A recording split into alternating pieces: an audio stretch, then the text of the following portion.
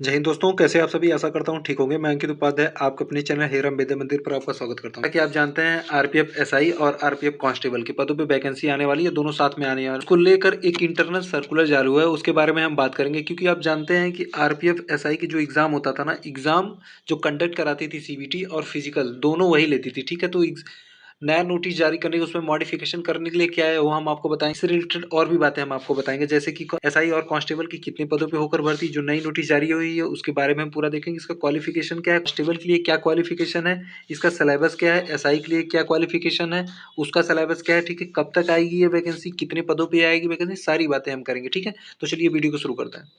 यहाँ पे आप देख सकते हैं, देखिए constitution of committee regarding modification in directive 43, जिसके थ्रू देखिए वैकेंसी कंडक्ट की जाती है, वैकेंसी होती है। ठीक है, उसका ये डायरेक्टिव 43 इसमें मॉडिफिकेशन के लिए भेजा गया। ठीक है, apropos above it is apprise that the recruitment process for the sub inspector executive and the constable executive is to be initiated. मतलब ये प्रोसेस क्या हो चुका है, चालू हो चुका है। ठीक है, the last recruitment was conducted in 2018। आप जानते हैं कि इसका जो लास्ट रिक्रूटमेंट हुआ था, लास्ट भर्ती कब हुई थी, 2018 की हुई। तब से लेके अभी तक ये भर्ती नहीं हुई है, 5 साल हो चुके हैं। ठीक है, in the terms of RPF directive 43 इसी के थ्रू हुई थी बाई आरपीएफ इटसेल्फ। क्योंकि मैंने अभी आपको बताया ना कि जो ये वैकेंसी हुई थी 2018 वाली ना, इसको आरपीएफ ने खुद ही कराया था। मतलब इसका एग्जाम भी उसी ने कराया था और उसका फिजिकल भी होता है, जो भी होता है पीईटी पीएमटी होता है, सब कुछ आरपीएफ ने ही कराया था। ठीक है, however in the existing scenario RRB is being endowed with the responsibility of completing the first phase of recruitment, which includes calling for application, screening, higher agency, conducting CBT, etc. And the second phase would be completed by RPF itself। इस देखिए जो modification करने के लिए भेजा गया ना, ये कह रहे हैं कि आरपीएफ की जो वैकेंसी आने वाली है एसआई और कांस्टेबल की, ये जो मॉडिफिकेशन के लिए भेजा गया है वो हम आपको बता दें। जैसे कि आरआरबी जो है, इसका एप्लीकेशन ले ले, यानी ऑनलाइन फॉर्म भरवा ले। ठीक है, एप्लीकेशन ले ले, स्क्रीनिंग कर ले, मतलब किसका स्टेटस, आप जानते हैं स्टेटस देखा जाता है कि किसका फॉर्म एक्सेप्ट हुआ है, किसका नहीं हुआ है। हायरिंग एजेंसी, मतलब एजेंसी हायर कर ले एग्जाम कराने के लिए। और कंडक्ट सीबीटी, अब सीबीटी क्या कर ले, कंप्यूटर बेस्ड टेस्ट इसको कंडक्ट करवा ले। ठीक है, बाकी जो है सेकंड फेज जो है, जो पीईटी होता है, पीएमटी होता है, ये सारी चीज़ें, physical efficiency test, physical measurement test, ये जो होता है ना, वो आरपीएफ खुद से ही करवा लेगा। ठीक है, इनका कहना ही है। देखिए, in the regard directive 43 needs appropriate modification before the initiation of recruitment regarding modification in directive 43 DG RPF has created a committee consisting of the following officer। देखिए ये सब ऑफिसर के नाम है।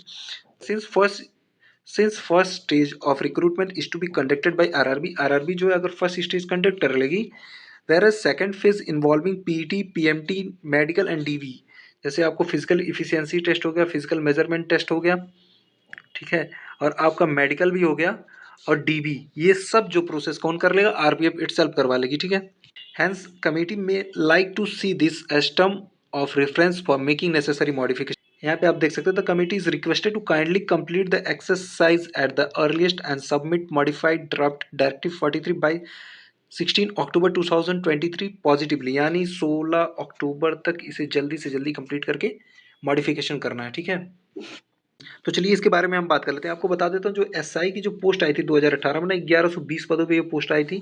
और जो कांस्टेबल की आई थी ना, और इसकी जो आई थी वैकेंसी, वो लगभग 8619 पोस्ट पे आई थी। ठीक है, आपको इसको क्वालिफिकेशन को लेके मैं बता दूं, क्वालिफिकेशन को लेके बताऊं। ठीक है, जो एसआई के लिए चाहिए ना, वो ग्रेजुएशन चाहिए, और कांस्टेबल के लिए ओनली 10th पास चाहिए। कांस्टेबल के लिए जो एज की क्राइटेरिया है, कांस्टेबल की जो एज की क्राइटेरिया है 18 to 25।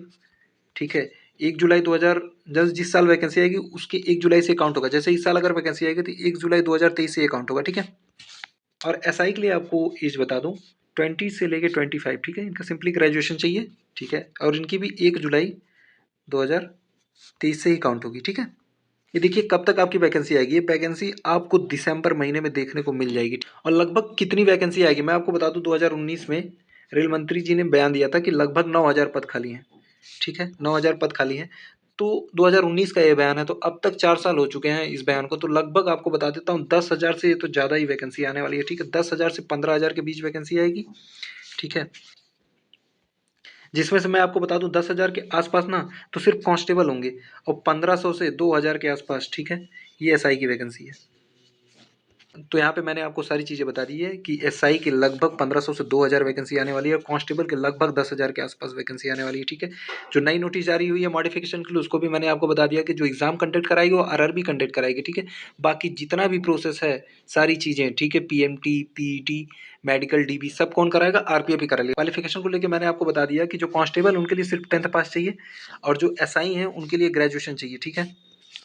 इसमें मैंने आपको एज का भी क्राइटेरिया बताया है कि 18 से 25 कांस्टेबल के लिए चाहिए और एसआई के लिए 20 से 25 चाहिए, ठीक है।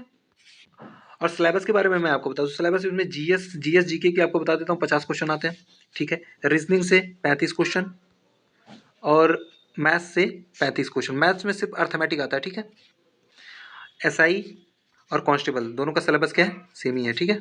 यहाँ पे मैंने आपको सारी चीज़ें बता दी है। आपको बता देते हैं जब ये वैकेंसी आ जाएगी, इसके जितने भी प्रीवियस ईयर क्वेश्चन 2018 में हो ना, सब आपको कम्युनिटी पोस्ट में मिल जाएंगे, ठीक है। अगर जानकारी अच्छी लगे तो चैनल को लाइक शेयर एंड सब्सक्राइब कीजिएगा। Thank you.